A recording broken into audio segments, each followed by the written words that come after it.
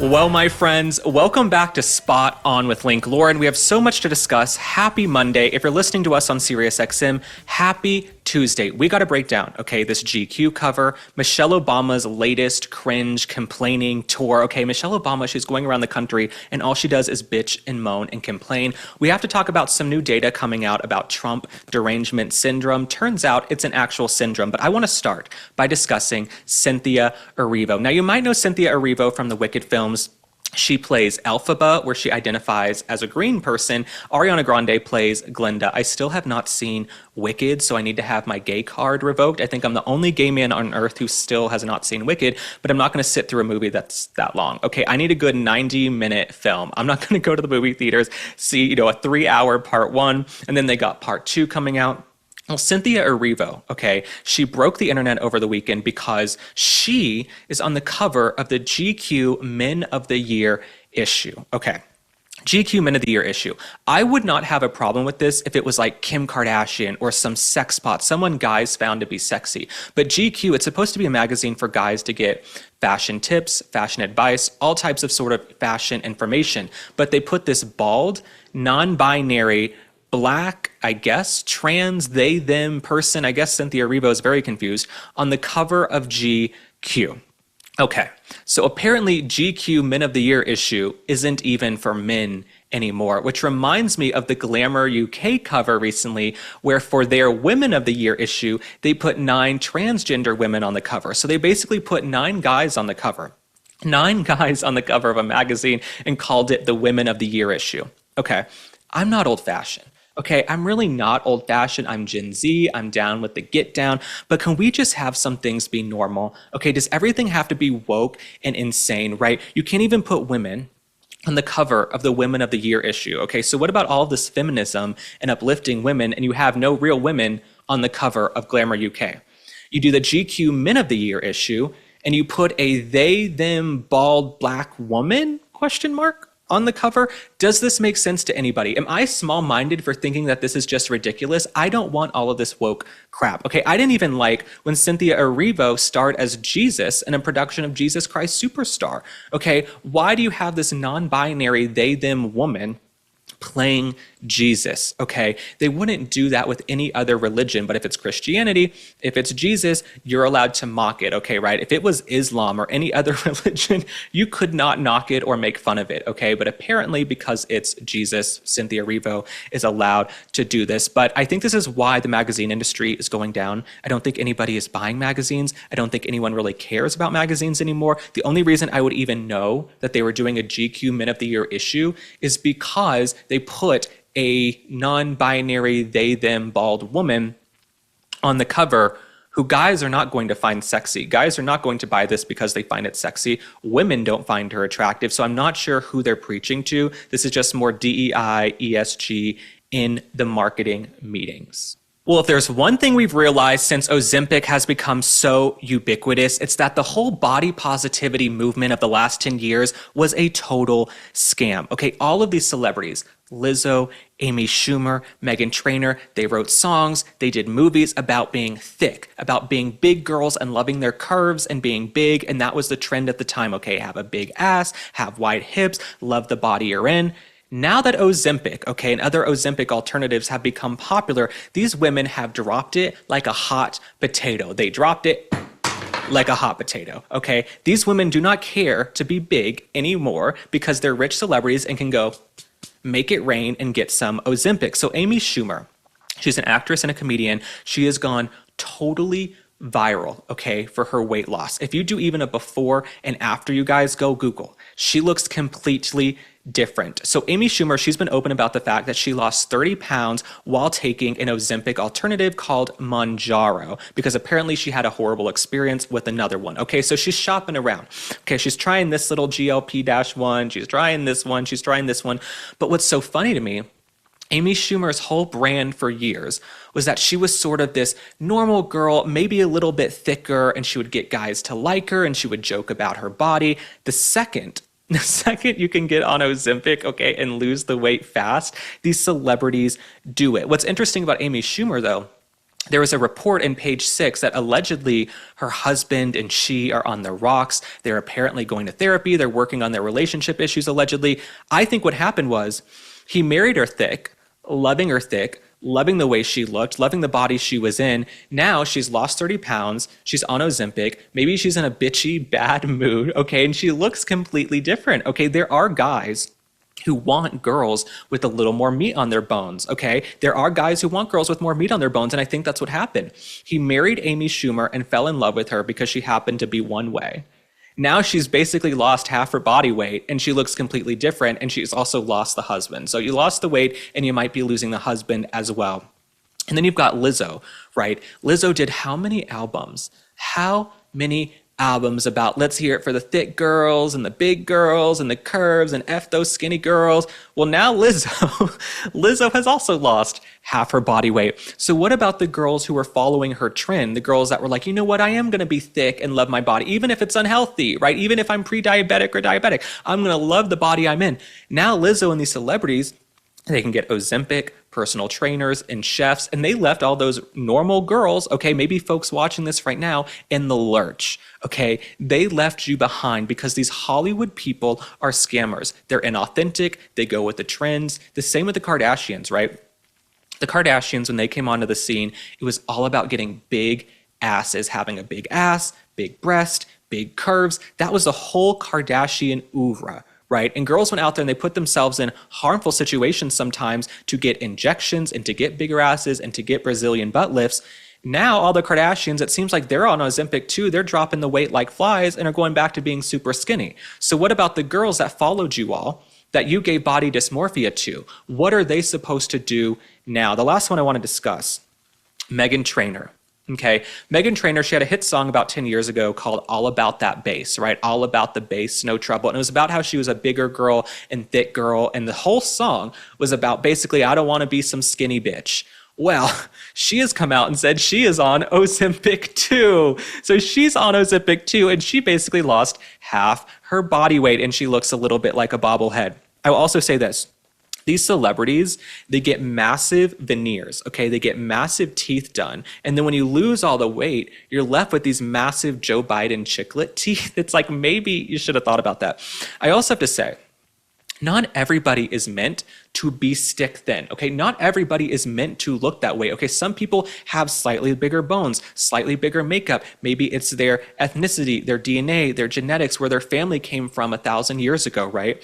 So when someone like Meghan Trainor is dropping all of this weight, she is gonna have a little bit of that bobblehead look because her body type, she was meant to be the way that she was. But all of that body positivity that she did for 10 years with the albums and the music videos, it's all BS. It is all BS. These celebrities are dropping the body positivity stuff the second they can. And we actually have a clip of Meghan Trainor discussing some of the hate she's gotten because of her weight loss.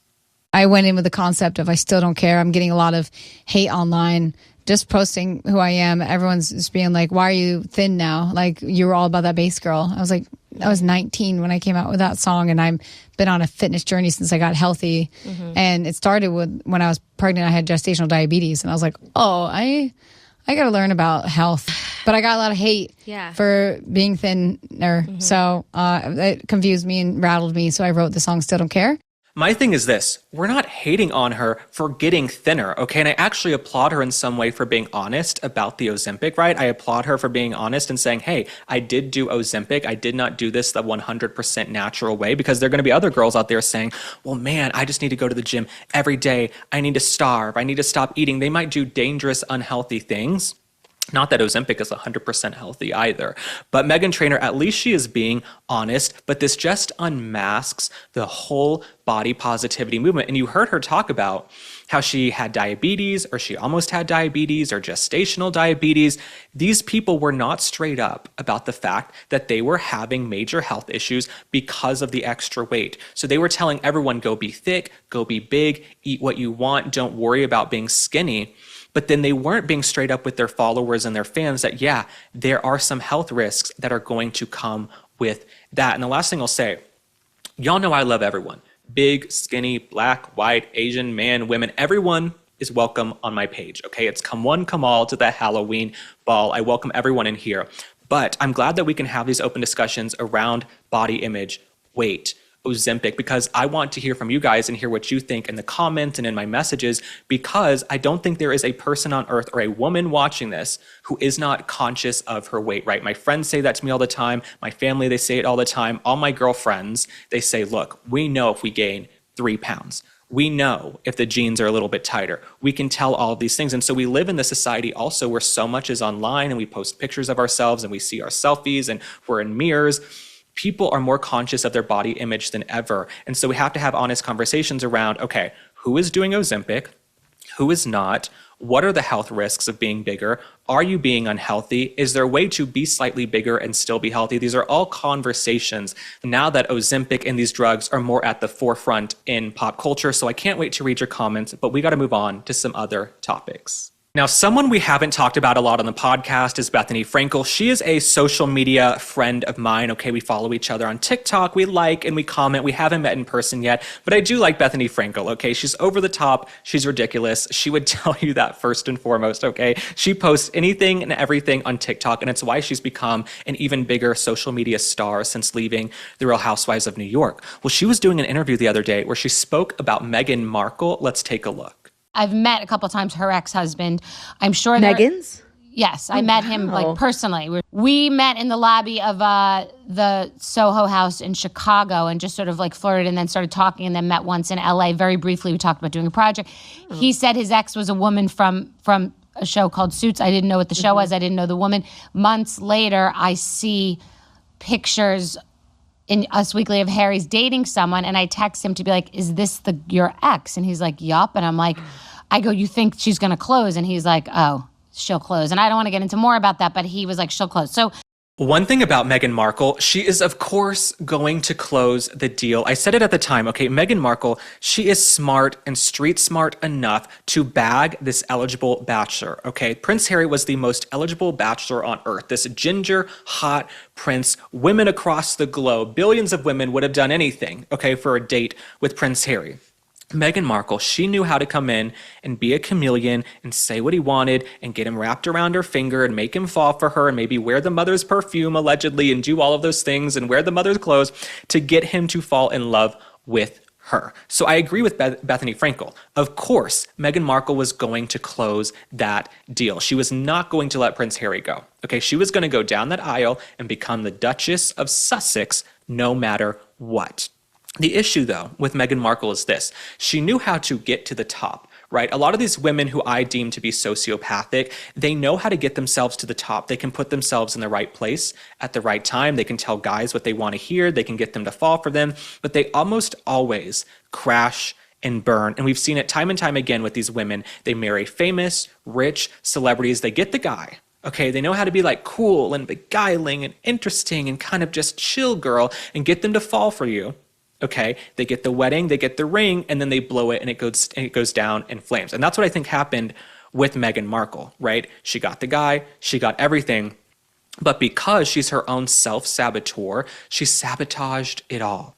Okay, she could be over in the UK right now eating crumpets and scones and doing ribbon cuttings and being beloved. Meghan Markle went from being British royalty to partying with the Kardashians. Okay, that is a fall from grace. Okay, how do you go from being British royalty to hanging out with the Kardashians and hawking jams, jellies, and dog biscuits and candles that don't have wicks? Okay, that is who Meghan Markle is. And if she had just stayed over there in the UK a little bit longer, all these celebrities would be kissing her ass. They would be kissing her ass. Now she's begging them for invites, allegedly, to their parties. Meghan Markle would have been royalty, right? The way people line up for Catherine, William, Charles, Camilla, Sarah Jessica Parker was just over in the UK with the royalty, right? The real royalty. Celebrities revere that. Meghan Markle blew it. Meghan Markle literally blew it. So for Bethenny Frankel to say that she was, of course, going to close the deal and get the guy, I agree with that. But I've seen this film 1,000 times before. The girl knows how to get the guy, but then for some reason, there's a little voice in their head that sabotages it all, right? There's some form of maybe mental illness or some type of emotional imbalance where they can't keep the train going and they crash and burn and they get too big for their britches. And that's what happened with Meghan Markle. So you went from being royalty okay, to partying with people who have sex tapes and document every aspect of their life in every nook and cranny. So good for you, Meghan Markle. We got to pay some bills, and then when we come back, we have a lot more to discuss. Hey everyone, if you're hunting for the perfect gift this holiday season, I've got you. You need the Cove Pure water purifier. I'm gifting one to my mom. She's obsessed with tea but hates waiting for the kettle to boil. Cove Pure lets you pick hot, cold, or warm water instantly. It's truly a huge time saver. When I first used it, I was blown away by how it heats up in seconds, no more waiting. Does anyone in your life have a newborn? There's 2 a.m. bottle feeds, game changer with warm water on demand. Plus, it makes water taste incredible. Pure, clean, no weird aftertaste. I'm pushing my friends and family to ditch sodas and extra sugary drinks because this stuff's so refreshing. You'll actually crave it. Most importantly, Cove Pure is lab certified to remove up to 99.9% of contaminants like PFAs, pharmaceuticals, fluoride, lead, and arsenic. So if you're looking for a gift that's good for your loved ones and one that they'll actually use, Cove Pure is the answer this holiday season. And because I partner with them, they're giving you a special $250 holiday discount with my link, covepure.com/link. That's covepure.com/link, COVEPURE, to get $250 off. covepure.com/link. Hurry before the sale ends. Well, you can count on the sun rising in the morning, but you can also count on Michelle Obama to continue this book tour where she goes around and complains about having to do her hair and her makeup. She did a tour stop with the actress Tracee Ellis Ross, a very famous Nepo baby, and on stage, she decided to point her ire at white people. Let's take a look. Let me explain something to white people. Our hair comes out of our head naturally in a curly pattern. So when we're straightening it to follow your beauty standards, we are trapped by the straightness. That's why so many of us can't swim and we run away from the water. People won't go to the gym because we're trying to keep our hair straight for y'all. It is exhausting and it's so expensive and it takes up so much time. I've never heard someone so privileged and out of touch in my life. Michelle Obama, she is probably worth hundreds of millions of dollars. She lives in massive mansions and she's acting like she's oppressed over her hair. She says, we can't go swimming. We can't swim because of our hair. You know who couldn't swim? Okay, Tafari Campbell, that chef who worked at your Martha's Vineyard home who allegedly went paddleboarding and never came back. Okay, that's someone who couldn't swim, which we don't really talk about anymore. But Michelle Obama, she wants to continue complaining about her hair and her makeup every single day. And her hair isn't that great. She says she's doing her hair to please white people. She's doing her hair to please white folks. Are you really? Who is making Michelle Obama feel insecure? When I look at her hair, okay, and we got some pictures up on the screen, Michelle Obama seems to be doing exactly what she wants, when she wants, with her hair, whether it's Spaceballs, whether it's Princess Leia. So for her to act like white people have oppressed her because of her hair, no white people are that concerned with your hair. You just keep going out on stage and talking about it. You are the one who goes on stage every day now. You literally just wrote a book called The Look about your dresses and your hair and your makeup. And apparently white people are concerned with your hair and makeup. We would love to look on our phones one morning and not see a clip of you complaining about your hair. But we have another clip also where she says America isn't ready for a woman president. Do you think that that impacts the room that we've made for a woman to be president? Well, as we saw in this past election, sadly, we ain't ready. That's why I'm like, don't even look at me about running because you all are lying. You're not ready for a woman. You are not. So don't waste my time. You know, we got a lot of growing up to do. And there's still, sadly, a lot of men who do not feel like they can be led by a woman, and we saw it. Aw, shucks. What a loss. Michelle Obama is not going to run for president. Man, what a loss for the country, man. We missed out on having this miserable, out-of-touch woman running the country who seems to be more focused on her hair and makeup than actually making any progress in the world. I mean, I can't name one thing Michelle Obama has done? You guys comment, is there anything Michelle Obama has done in life that is positive? All of her initiatives as First Lady, they were flimsy. It was like, we're going to go on the Ellen show and do push-ups and herkies and, pull-ups and talk about health and wellness. And then none of that happened, right? Kids were sicker than ever. They had childhood diabetes. So everything Michelle Obama tries to do, it crashes and burns and fails. And my thing with Michelle Obama is this. She gets nothing but positive praise and attention. Okay, the liberal media absolutely loves her. If First Lady Melania Trump went out on stage and complained about doing her hair and makeup, it would be a national scandal. Okay, CNN would be cutting in with breaking news. MSNBC would be like, we have an alert. It would be horrible.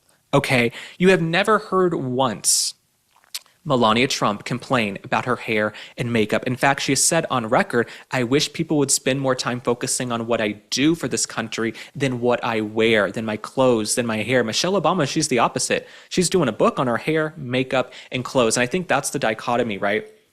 Conservative women, they're attacked constantly. Liberal women, they always get a pass and they get praised and they get book tours. And that's just the way the world works. But I see it changing because people are fleeing the Democratic Party in droves. So Michelle Obama, keep complaining, but I really am getting upset. Jokes aside, our tax dollars paid for her to live in the White House for 8 years. All she has done is complain about being First Lady. She's never said thank you for the privilege, thank you for the honor. Can we get a refund? Can we get a refund for every vacation, for every Secret Service, for everything we paid for Barack and Michelle Obama to live in the White House? Because all they've done is bitch and moan and complain. But we got to move on to some other topics. Well, as it turns out, Trump Derangement Syndrome, TDS, is not just a joke. It's not an online trend. It is a serious mental issue. We all know a family member or a friend whose life has been taken over by TDS, right? I have some friends, they're never going to come back, okay? They've gone off into the ether. They're never going to make their way back from Trump Derangement Syndrome because their brains are just fried, okay? They've been ingesting and digesting all of this MSNBC liberal propaganda, all of this liberal blue slop, okay? And now they hate the president. My thing is this, right? You don't have to love the president of the United States. We have free speech in this country. There are millions of Americans who identify as independents, and they're not even enamored with both parties. So I understand that. You don't have to love the president. You don't have to like him.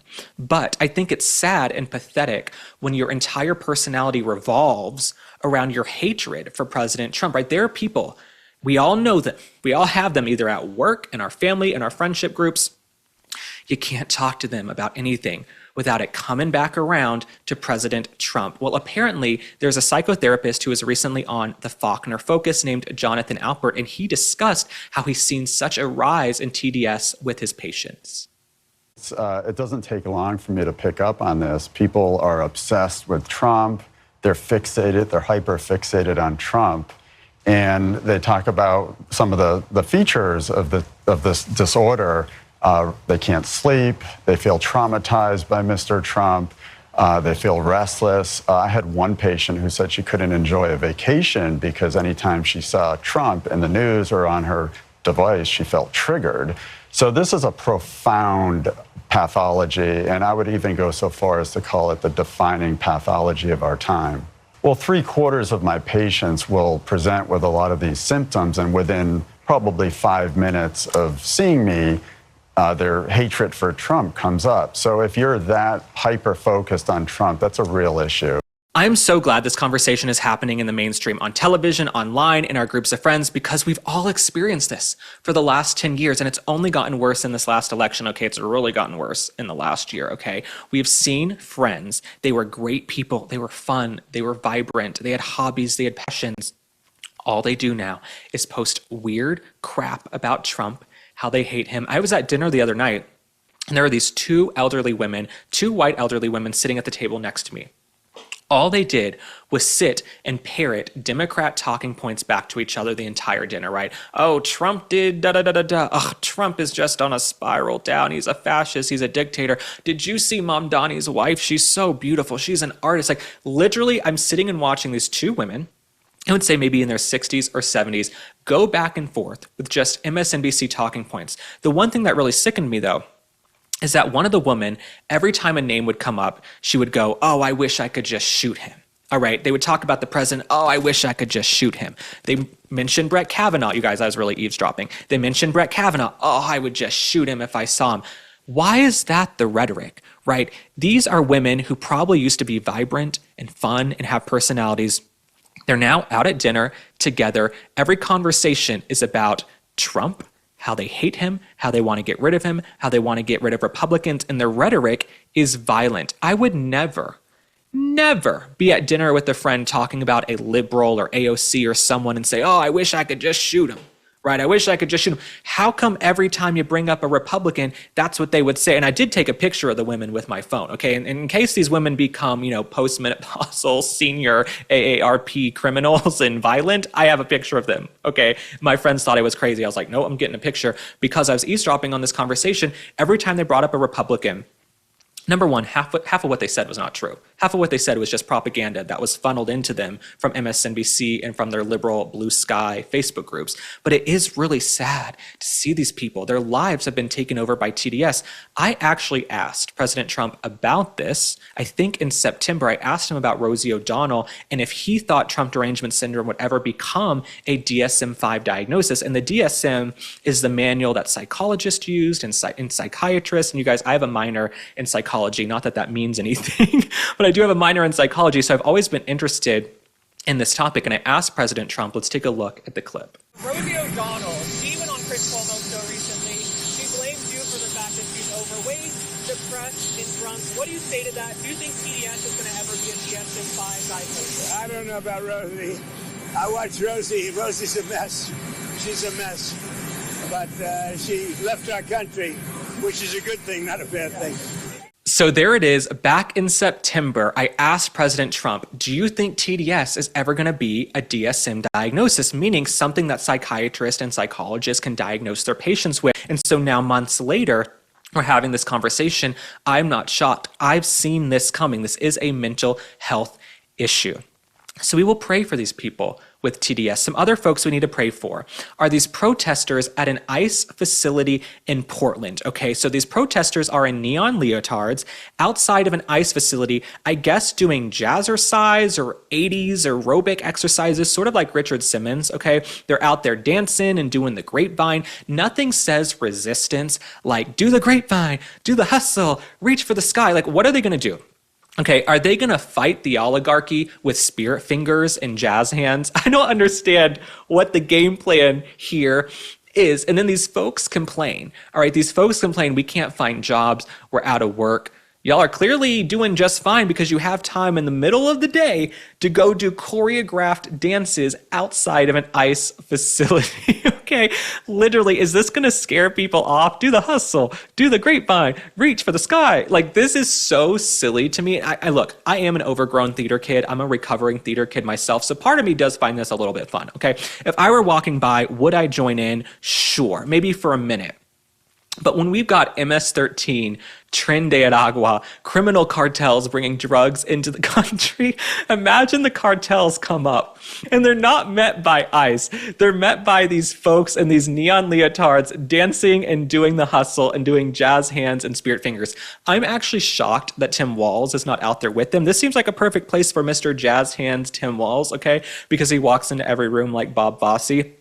But no, there is a part of me that does want to join in. I do want to join, but it's funny to see Richard Simmons' influence on the resistance, okay? We actually have a picture of Richard Simmons, which we'll put up on the screen. It's interesting to see how these folks are sort of channeling him outside of the ICE facility. And I gotta just say, shout out to our ICE agents. You guys, not only are you enduring people coming up and spitting in your faces, punching you, trying to fight you like we saw months ago with, I believe it was Monica McIver. People were just attacking ICE agents. I don't know what's worse for an ICE agent, right?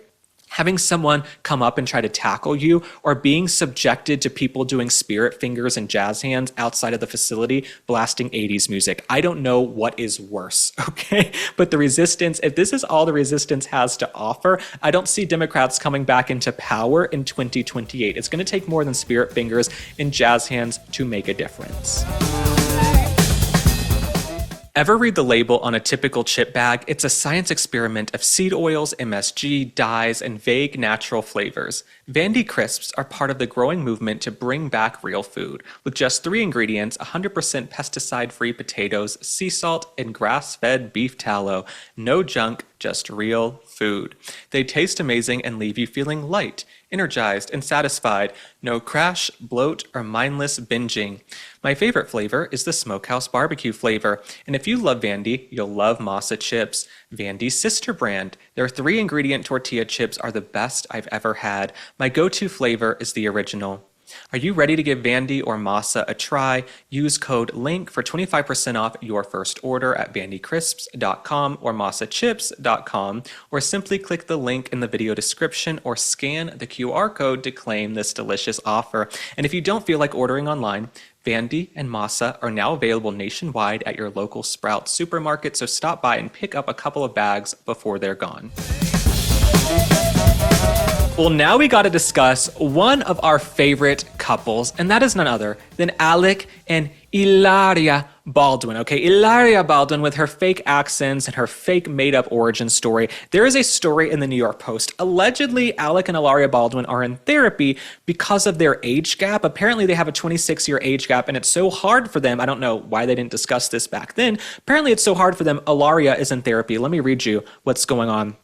Hilaria confessed she sought professional help with her husband, Alec Baldwin, 67 years old, to better understand their 26-year age gap.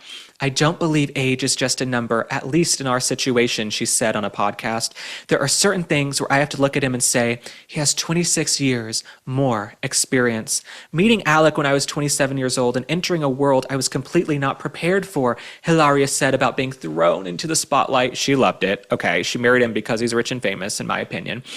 When I share that kind of emotion, I never want it to be that I'm not grateful and not understanding of the amazing privilege and wonderful things that I have, but some of it is hard. And it's when I'm in my room alone and I cry. You know what I mean? It's like a lot of it is hard because, you know, you get a lot of different opinions and I take those in because I care. Okay, this is BS, okay?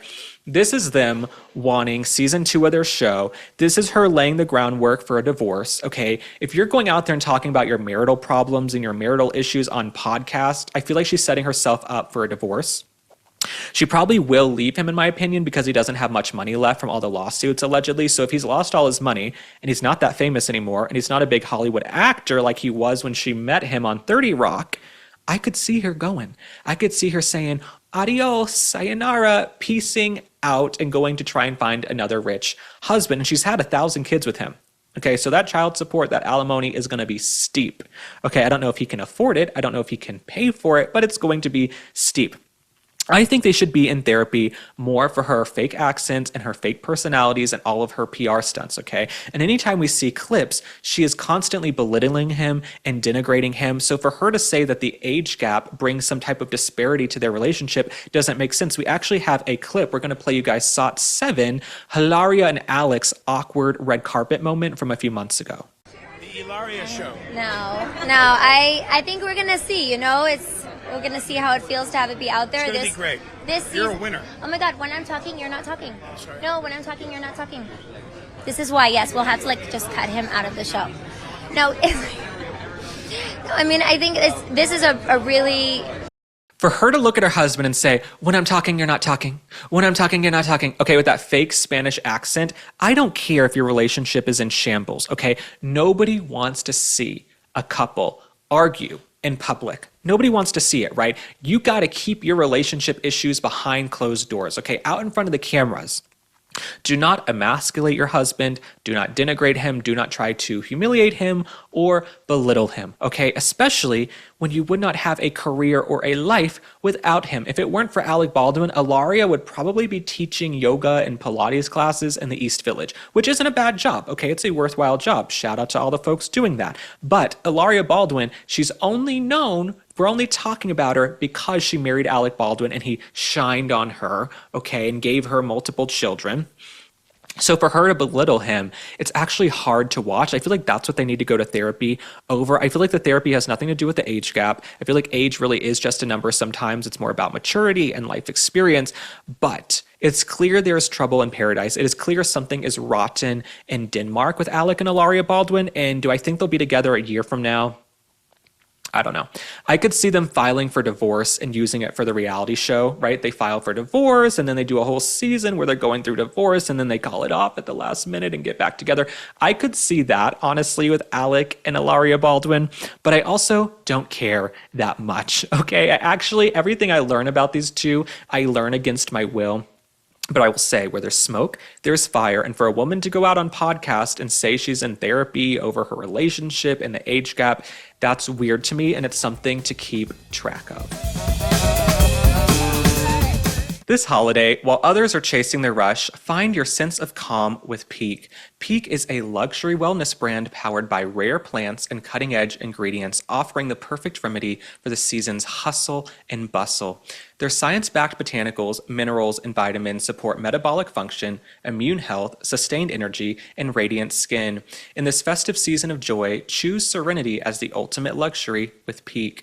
Peak is proud to introduce Sun Goddess Matcha, an organic, ceremonial superfood blend that redefines your daily ritual. Crafted from the purest tea leaves, it provides a smooth, sustained energy for a calm mind and a radiant glow. The nutrients in our matcha can help curb sugar and hunger cravings, making it easier to stick to your wellness goals. This ceremonial-grade matcha is 100% organic and grown in a pristine valley, ensuring you get the cleanest, purest cup every time. I drink mine in the morning. It soothes my throat and gives me the energy I need to last throughout the day. Feel the holiday magic and unlock your healthiest glow with the most exciting offer of the season. 20% off site-wide for life plus a complimentary exclusive holiday bundle. Go to peaklife.com/link. That's PIQUE life.com/link. This is hydration redefined. Try it and glow from the inside out.